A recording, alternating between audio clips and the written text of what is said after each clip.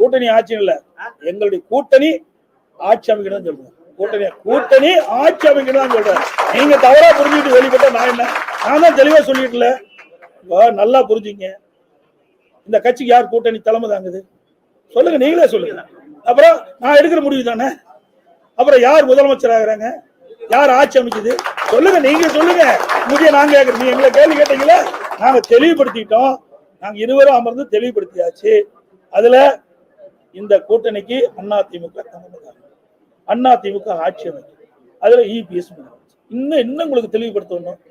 வேணுமே அதை தோண்டி தோண்டி ஏதாவது ஒரு விறுவிறுப்பான செய்தி ஊடகத்துக்கு வேணும், இந்த கூட்டணியில் ஏதாவது விரிசல் ஏற்படுத்தணும்.